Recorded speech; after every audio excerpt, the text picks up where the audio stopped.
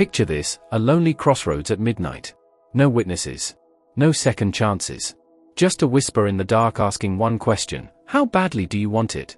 Across history and across cultures, legends warn of these moments where humans trade everything for power, fame, revenge, or forbidden knowledge. Some walked away rich. Some walked away cursed. Most never walked away at all. Tonight, we unravel the chilling myths of demonic crossroads, predatory deals, and the terrifying price of shortcuts. Thank you for watching, for your curiosity, and for daring to stand at the crossroads with us. The crossroads where worlds collide. At the edge of every civilization, there is a place people avoid after dark. A place where roads intersect, where directions blur, and where the ordinary rules of the world seem negotiable. Long before cities rose and empires fell, humans believed the crossroads were not just intersections of paths, but intersections of realities. To stand there was to stand between worlds. In myth and memory, the crossroads are where the living brush against the unseen. A place of choice and danger. From the earliest human societies, crossroads symbolize decision. Which path leads to safety? Which leads to ruin? But myth added another layer. Crossroads were places where order breaks down. They belonged to no one. Not fully owned by kings, priests, or gods. Because of this, they became spiritually unstable. Ancient peoples believed spirits avoided temples and homes bound by rules and rituals, but thrived in places without clear ownership. Graveyards, forests, deserts, and especially crossroads. Here, boundaries were thin.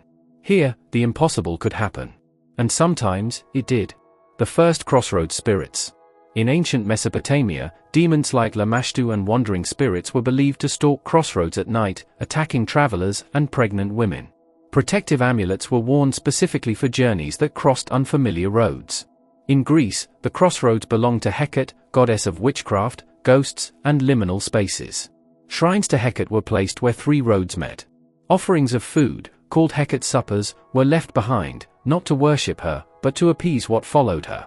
Because where Hecate walked, spirits followed. In Rome, the crossroads were guarded by lares compitales, household spirits believed to protect neighborhoods. But their presence hints at an older fear: without guardians, something else would claim these places. Across cultures, the message was the same. If humans didn't mark the crossroads with ritual, something else would. Africa's crossroads of power. In many African traditions, crossroads were sites of communication with the spirit world. Among the Yoruba, the trickster deity Ishu, Elegba, ruled crossroads, fate, and messages between gods and humans. Ishu was not evil, but he was dangerous. He could open doors or close them forever. He could grant opportunity or twist intentions into disaster. To approach him without respect was to invite chaos. To misunderstand him was worse. This idea traveled across the Atlantic with enslaved Africans, evolving into figures like Papa Legba in Haitian Vodou, gatekeeper of the spirit realm, standing at the crossroads between humanity and the divine. But not all who waited at these intersections sought wisdom. Some sought shortcuts. Why demons wait at crossroads? Crossroads represent moments of vulnerability. Travelers are exposed. The lost are desperate. The ambitious are willing to gamble. In folklore, demons rarely appear to the powerful or content. They appear when a person has reached a breaking point, when choice feels unbearable. The crossroads offer demons three advantages. Consent: a deal made at a crossroads is seen as freely chosen. Isolation: no witnesses, no protection. Symbolism: a place already associated with fate and change. In many legends, simply standing at a crossroads at midnight was considered an invitation. And demons are excellent at accepting invitations. The midnight hour. Time matters as much as place. Midnight, when one day dies and another is born, was believed to be the most dangerous hour. Bells were silent. Prayers paused. Guards changed shifts. The world exhaled. This is why so many legends specify midnight at the crossroads. In European witch lore, spells to summon infernal entities required standing where roads met, facing away from the moon, calling a name 3 times. In African American folklore, musicians whispered of meeting a dark figure who tuned their instrument in exchange for something unnamed. What mattered was not the ritual itself, but the intent. Demons, in myth, do not force. They negotiate. The crossroads as a legal space. One of the most chilling ideas in demonology is that crossroads were considered neutral territory, outside divine jurisdiction. Churches were sacred. Homes were protected. Even battlefields had rules. But crossroads? They belonged to no single authority. This made them ideal places for contracts. In medieval Europe, criminals and suicides were buried at crossroads to prevent their spirits from returning home. Stakes were driven through bodies, not out of superstition alone, but fear that unsettled souls would roam freely where boundaries were weakest. If the dead could wander there, what else could? Stories passed in whispers. Travelers were warned never to linger, never to accept gifts, never to answer voices calling their name from the darkness. Folktales tell of men who stopped to rest and returned years later, unchanged, while everyone they knew had aged or died. Of women who heard promises whispered on the wind, wealth, love, revenge, only to lose themselves piece by piece. The crossroads did not create evil.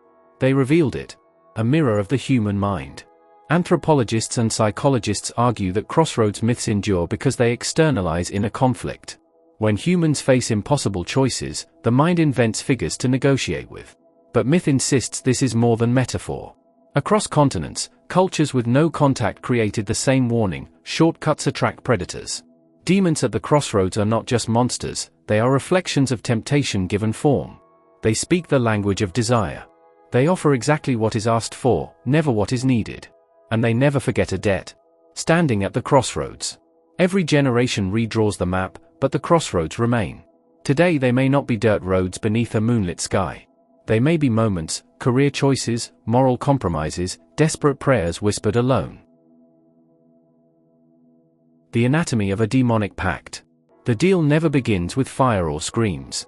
It begins with a conversation. Across mythologies, demonic pacts are not forged in chaos but in moments of quiet desperation, when the world has gone silent and the human heart is loud with need. A crossroads at midnight. A candlelit room. A whispered prayer spoken not to heaven, but to whatever might be listening. The demon does not arrive uninvited. It answers a call. This is the first and most important rule of every demonic pact: consent is required, or at least the illusion of it. The invitation, when desire becomes a signal. In ancient texts and folklore, demons are not omnipresent hunters roaming for victims. They are watchers. They wait for emotional fractures, poverty, grief, envy, humiliation, obsession. When desire hardens into fixation, it becomes a beacon. Medieval European grimoires warned that spirits could only be summoned by those who truly wanted what they asked for. African and Middle Eastern folklore echoes this belief: spirits approach only when a human has already crossed an internal line. The pact begins long before ink touches parchment. It begins when moral resistance collapses. This framing served a purpose. It placed responsibility squarely on the human. Demons did not corrupt innocence, they exploited vulnerability. The first meeting, masks and manners. Contrary to popular imagery, demons rarely appear as monsters during the first encounter. Legends describe them as polite, well-spoken, even comforting. Mephistopheles, perhaps the most famous infernal negotiator, presents himself as witty and reasonable. Trickster spirits across Africa and the Caribbean often appear as helpful strangers, elders, or guides. The demon studies its target carefully. It mirrors language, values, and pain. It never offers what the person needs, only what they want. Power, wealth, revenge, talent, influence, or forbidden knowledge. The offer is tailored, precise, and dangerously convincing. The demon does not threaten. Threats provoke resistance. Instead, it reassures. The contract, symbols, blood, and binding words. Every culture has its own version of the infernal contract, but the structure is eerily consistent. In European folklore, pacts are written on parchment, signed in blood, and sealed with sigils. In African and Middle Eastern traditions, contracts are often verbal, bound by names, oaths, or ritual acts. Some require offerings. Others demand secrecy. All require acknowledgement. Blood appears frequently, not because it is magical, but because it symbolizes irreversibility. Blood cannot be erased. A spoken vow cannot be unseen. Demons, according to legend, prefer binding acts that leave no room for denial later. Importantly, the demon explains the terms, but never all of them. The hidden clauses, where damnation lives. This is where demonic pacts reveal their true nature. Legends repeatedly warn that demons do not lie, they withhold. Time limits are buried in vague language. Conditions are worded so precisely that the human misunderstands them. Success arrives exactly as promised, but informs that poison relationships, attract enemies, or destroy peace. A man asks for wealth and gains it, by inheriting it through death. A woman asks for fame and gains it, by becoming infamous. A warrior asks for strength and gains it, at the cost of mercy. In folklore, demons treat contracts as games of intellect. The human believes they are negotiating with power, while the demon knows it is negotiating with impatience. Payment, souls, service, and something worse. Popular culture simplifies demonic pacts as selling your soul, but ancient myths are more nuanced. Some contracts demand lifelong service. Others require a single act, betrayal, murder, blasphemy, that permanently alters the soul's trajectory. In certain traditions, the soul is not taken immediately. Instead, it is claimed gradually. The human becomes colder, more isolated, more dependent on the power granted. By the time payment is due, resistance has vanished. This gradual corruption is key. Damnation is not sudden, it is normalized. Why demons always win? If demons lose so often in stories, why do they keep making deals? Because, according to mythology, demons do not measure victory the way humans do. Even failed contracts often leave scars, guilt, broken families, moral compromise.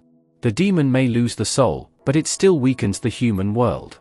And more importantly, most humans never try to escape. They become comfortable, successful, feared, addicted to the power they once begged for. The pact fades into the background, until the deadline approaches. The moral design of the myth. These stories were never just about demons. They were designed as warnings. Demonic pact legends emerged in societies where power was limited, inequality was extreme, and hope was fragile. The idea that shortcuts existed was seductive and dangerous. Myths of infernal contracts taught restraint, patience, and humility. They framed ambition without wisdom as a spiritual risk. The demon was not the villain. The choice was. Famous Crossroads legends and their dark patrons. The crossroads has always been more than a place where roads meet. In myth and memory, it is where destiny pauses, where rules weaken, and where something ancient waits. Across continents and centuries, remarkably similar stories emerge, tales of humans meeting dark patrons at crossroads and walking away forever changed. Whether whispered as warnings or celebrated as legends, these encounters shaped how cultures understood power, temptation, and the cost of ambition. Faust and Mephistopheles, Europe's ultimate deal. Perhaps the most famous crossroads bargain in Western lore is the legend of Faust. A brilliant scholar dissatisfied with the limits of human knowledge, Faust stands at a spiritual crossroads rather than a literal one. He longs not for gold alone, but for total understanding, pleasure, and mastery over life itself. Enter Mephistopheles, the smooth-talking demon who offers Faust everything, on one condition. Faust must surrender his soul after death. The bargain is sealed not with force, but with consent. Faust chooses. That choice is the heart of the legend.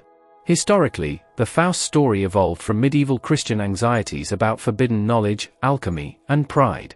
Scholars were admired, but also feared. The demon in this legend is not monstrous or violent, he is cultured, intelligent, and patient, reflecting a belief that the most dangerous evil does not attack, it persuades. Faust's crossroads is internal, but the lesson is external. Knowledge without humility leads to ruin. In most versions, Faust's end is tragic, reinforcing the moral that some doors should never be opened. Robert Johnson and the American Crossroads. In the Mississippi Delta, a different story emerged, one wrapped in blues music, moonlight, and dust-covered roads. The legend of Robert Johnson, one of the most influential blues musicians of all time, claims he met the devil at a crossroads late at night. According to folklore, Johnson was a mediocre guitarist who vanished for a time. When he returned, his skill was supernatural. His fingers moved faster than seemed possible. His voice carried sorrow and power. The price? His soul. Whether literal or symbolic, the story reflects African American spiritual traditions blended with Christian imagery. In many West African belief systems, crossroads are associated with trickster spirits, beings who grant gifts but demand balance. When enslaved Africans were brought to the Americas, these beliefs merged with Christian demonology, transforming tricksters into devils. Historically, Johnson's rapid improvement can be explained by intense practice and mentorship.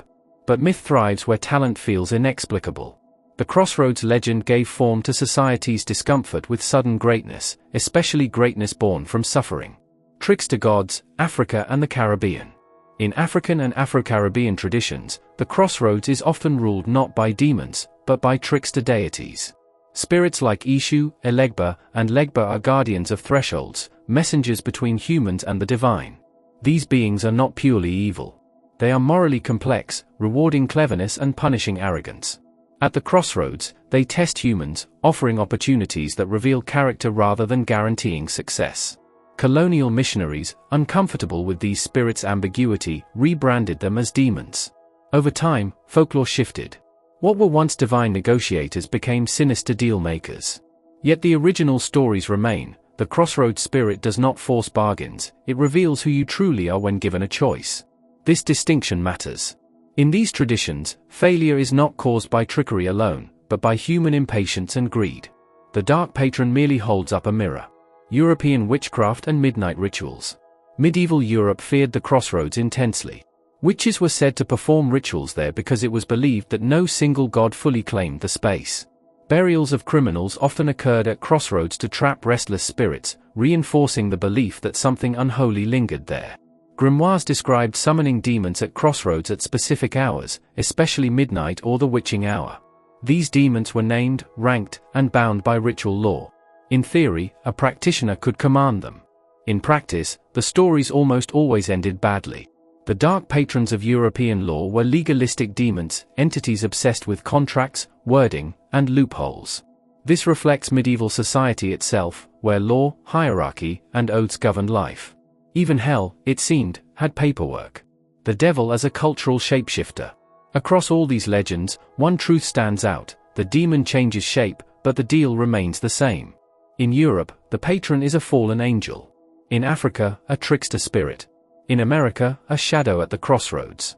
Each culture created the demon it feared most, but the bargain always targeted the same human weakness, the desire to bypass struggle. Anthropologists note that crossroads legends surge during times of inequality, poverty, or social upheaval. When success feels unattainable through honest means, supernatural shortcuts become believable. Predatory spirits: why demons target the desperate. In nearly every culture where demons, dark spirits, or malevolent entities appear, one pattern remains disturbingly consistent: they do not hunt the strong, they hunt the desperate. They wait at the edges of society and the edges of the mind. They linger where hope is thin, where hunger, grief, ambition, or fear has worn a person down. In mythology, demons are not chaotic beasts roaming at random. They are patient predators, masters of timing, appearing only when resistance is weakest. This chapter explores why. The mythic predator's instinct. In ancient stories, demons rarely force humans into pacts. Instead, they offer. This distinction is crucial.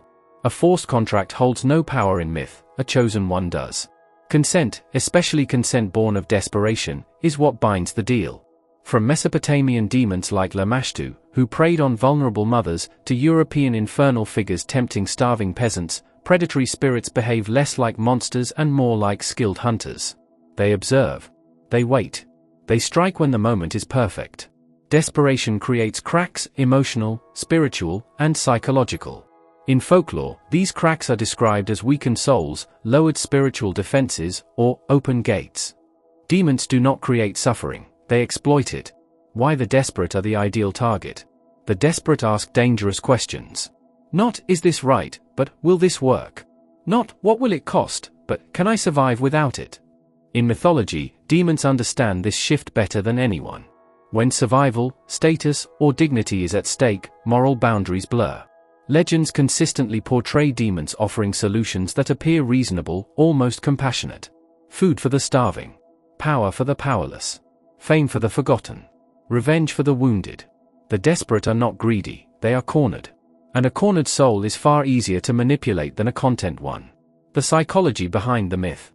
Though ancient cultures framed these encounters spiritually, the underlying mechanics are deeply psychological. Anthropologists and theologians alike note that demonic pact stories often arise in societies experiencing economic collapse, social inequality, or spiritual anxiety. When people feel abandoned, by leaders, by gods, or by fate, legends fill the void. Demons become symbolic representations of a terrifying truth: when institutions fail, people will seek power anywhere. In this sense, demons in myth are less supernatural invaders and more reflections of human vulnerability. They speak the language of need. They promise certainty in an uncertain world. Timing is everything. One chilling detail appears again and again in demonic lore: demons arrive at the worst moment, but never too early. They do not approach the hopeful youth. They wait for the failed dreamer. They do not tempt the confident ruler. They wait for the king who fears losing his throne. They do not speak to the faithful. They wait for the doubter at the edge of belief. This is why crossroads, midnight hours, and moments of isolation are so prominent in these legends. They symbolize thresholds, points of emotional exhaustion where one life has ended, but the next has not yet begun. At that moment, the demon does not appear terrifying. It appears necessary. Whispers, not commands. Contrary to popular horror imagery, demons in folklore rarely shout or threaten. They whisper. They validate pain. They acknowledge suffering. They offer understanding before offering power. In African and Caribbean traditions, trickster spirits often present themselves as helpers first. In European grimoires, demons flatter their summoners. In Middle Eastern folklore, jinn exploit loneliness and pride rather than brute force. The predator does not chase prey screaming through the forest. It lies still, allowing the prey to approach on its own. Desperation as a spiritual currency. In many belief systems, desperation itself becomes a form of payment. Some legends suggest demons feed not on souls, but on emotional states: fear, obsession, envy, despair. The contract is simply a mechanism to sustain that feeding over time. This explains why demonic deals so often worsen a person's condition rather than improve it. Wealth arrives, but peace vanishes. Power grows, but paranoia follows. Fame blooms, but isolation deepens. The demon does not want the human to escape desperation.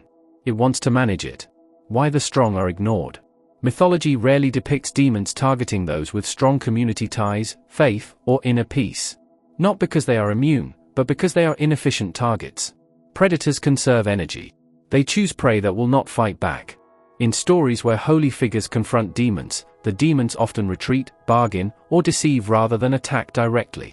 Strength, whether spiritual, communal, or psychological, complicates the hunt. This reinforces a moral lesson embedded deep in folklore: connection protects. Isolation invites danger. A mirror, not a monster. Perhaps the most unsettling truth is this: demons in these legends are not entirely external. They mirror human desires that already exist: unchecked ambition, unresolved grief, burning resentment.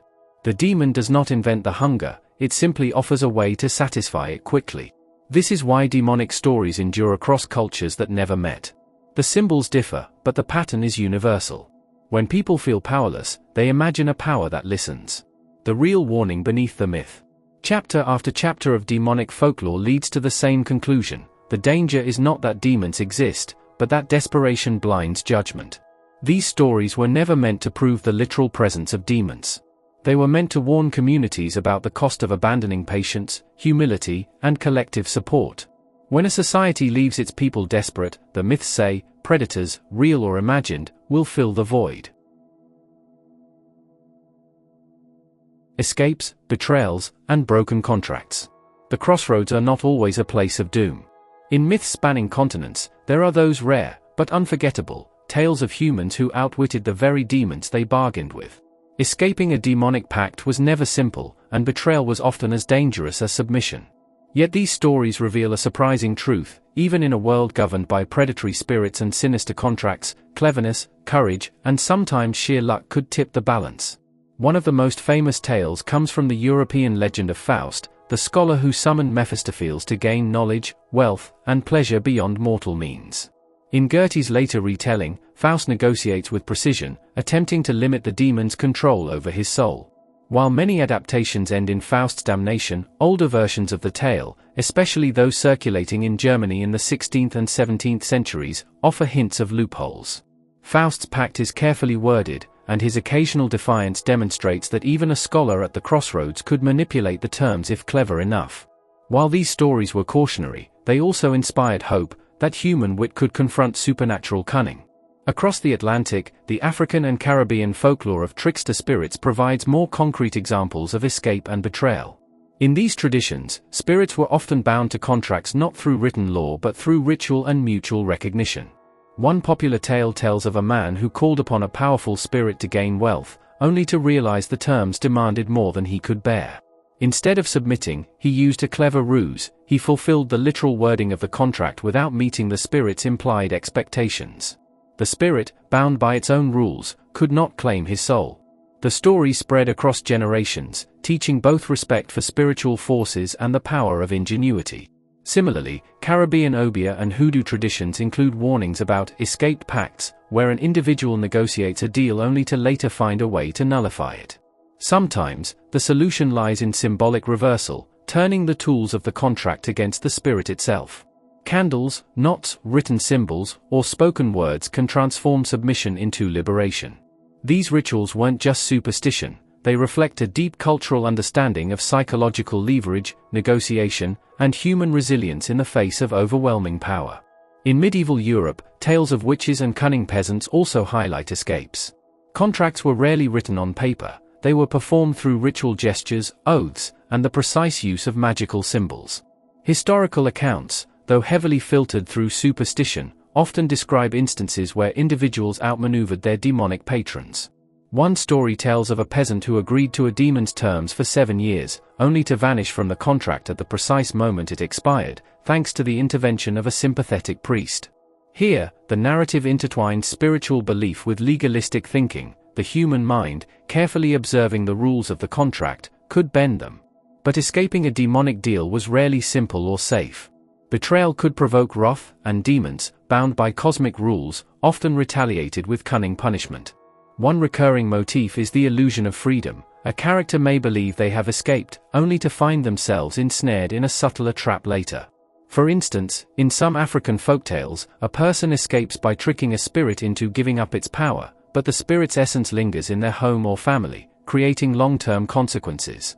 This reflects a moral lesson repeated across cultures: shortcuts, even clever ones, carry lingering costs. Interestingly, some stories emphasize divine or cosmic intervention rather than human cleverness. The Bible, Jewish mysticism, and Islamic folklore include tales of souls saved from demonic bargains through divine mercy or angels intervening at the last moment. These narratives offer a different form of escape, highlighting that human agency has limits when dealing with supernatural predation. They also underscore a universal theme. In most cultures, meddling with spiritual forces requires humility, caution, and respect. The theme of betrayal is equally fascinating. In some legends, the demon itself is tricked or outwitted. In the Southern blues myth of Robert Johnson, often told in American folklore, the musician allegedly sold his soul at the Crossroads for musical talent.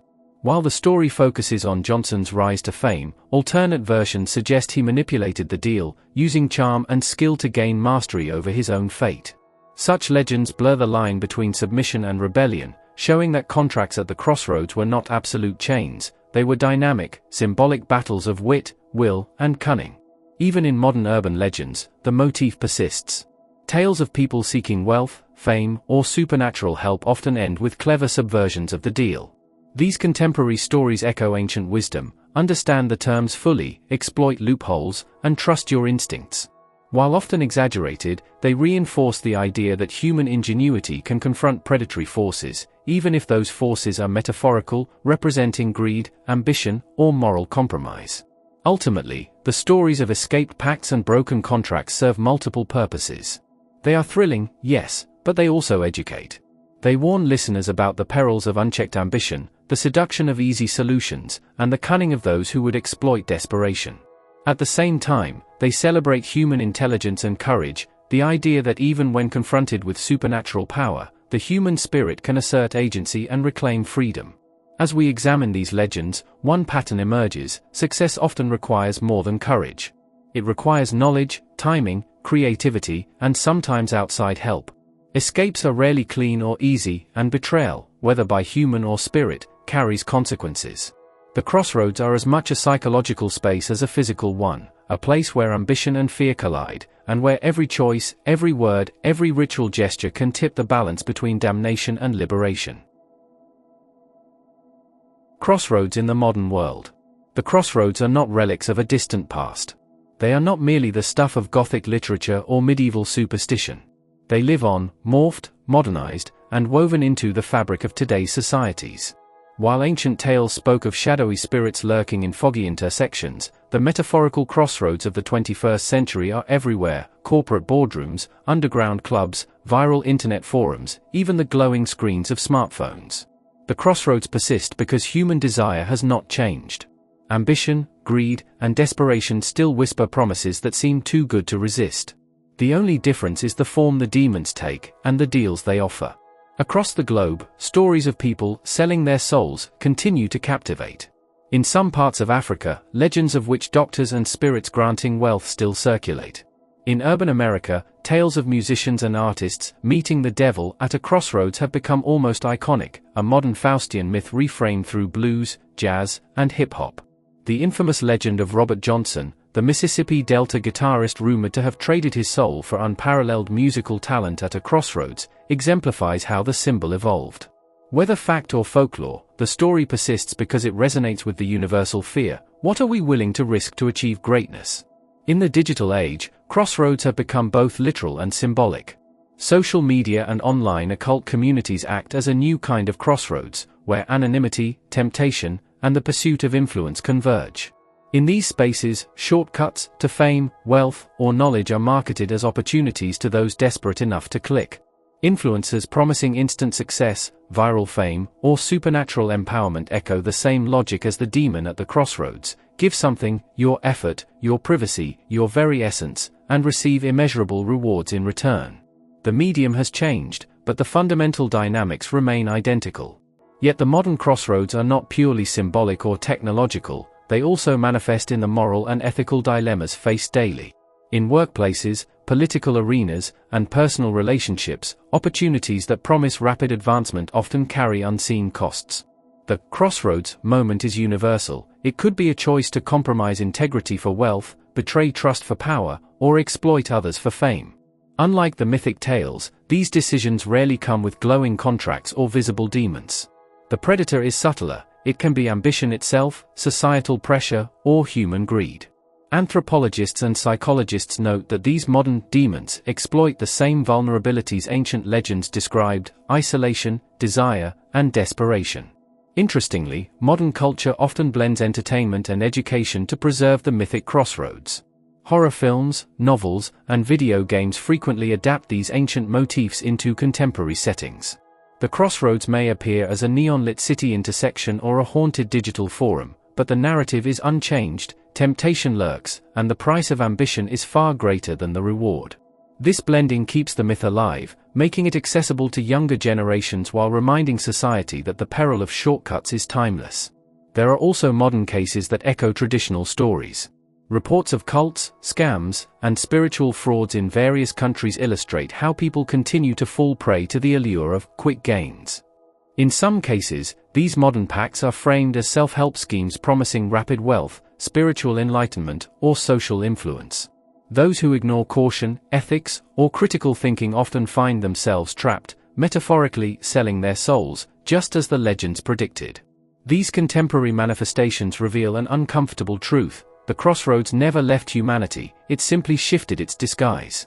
Yet not every story ends in ruin. Just as in ancient legends, modern tales of escape, clever subversion, or moral integrity exist. Individuals have navigated morally ambiguous situations, resisting exploitation or using cunning to turn circumstances to their advantage. These stories remind us that knowledge, caution, and critical thinking are the modern equivalents of clever loopholes and divine intervention. They also reflect a psychological truth: humans are not passive victims but active participants in negotiating their fates, even when temptation appears overwhelming. The crossroads, then, serve a dual purpose in the modern world. On one hand, they warn against the reckless pursuit of shortcuts and the seductive lure of power. On the other, they highlight human agency, the ability to recognize, navigate, and even outsmart the forces of temptation.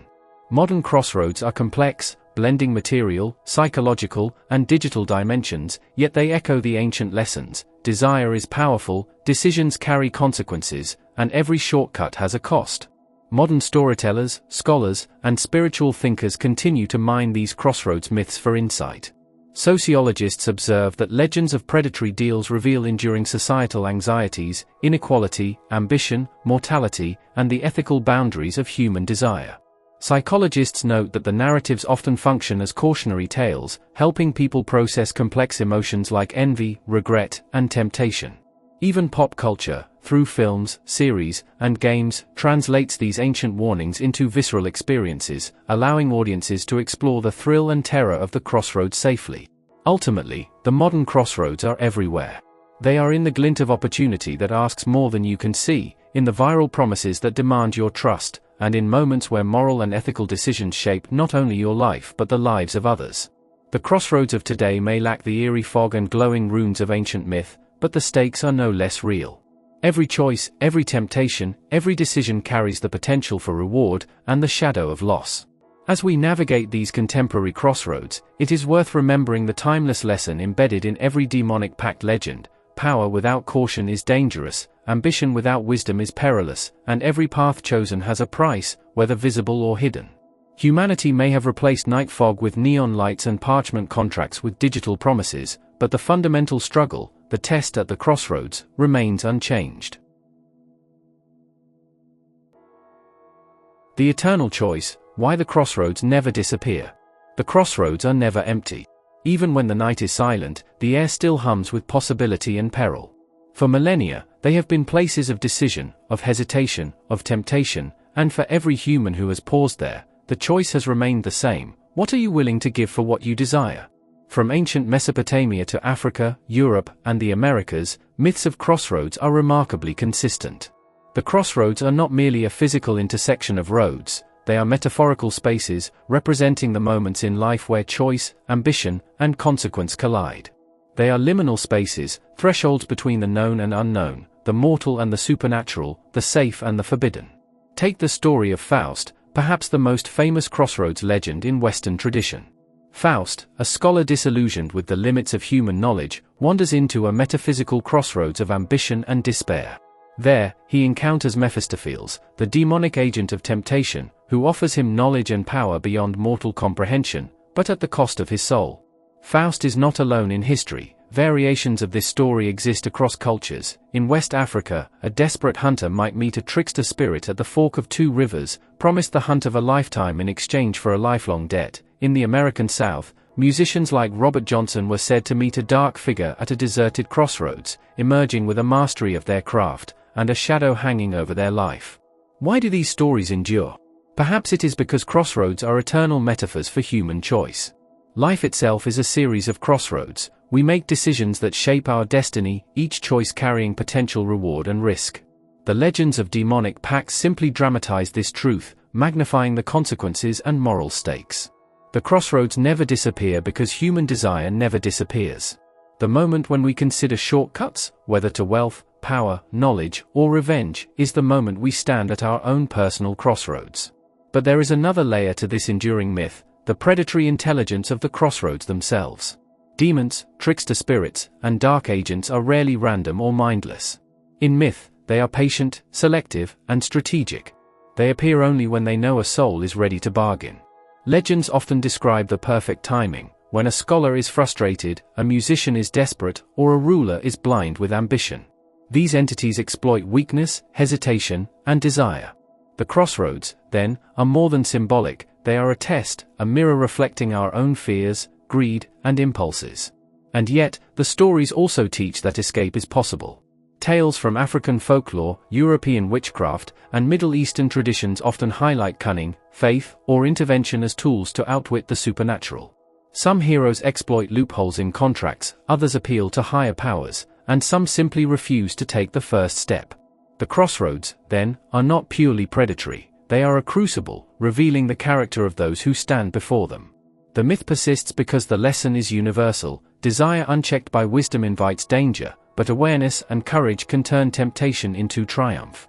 Modern life, of course, has changed the physical landscape, but not the metaphorical crossroads. Today's crossroads may appear as an ambitious career opportunity, a high-stakes business deal, or even a viral shortcut to fame on social media. People still encounter the allure of instant power and prestige, often unaware of the consequences lurking beneath. Myths of demonic contracts remain culturally relevant because they externalize human anxieties about risk, ambition, and morality, reminding us that choices, especially risky ones, carry costs that are rarely visible at the moment of temptation. Consider the parallels in contemporary culture. The deal with the devil is no longer always literal. Stories about fraud, exploitation, and moral compromise echo the same archetype. People trade ethics for advantage, time for fame, or integrity for wealth, often ignoring the long-term consequences.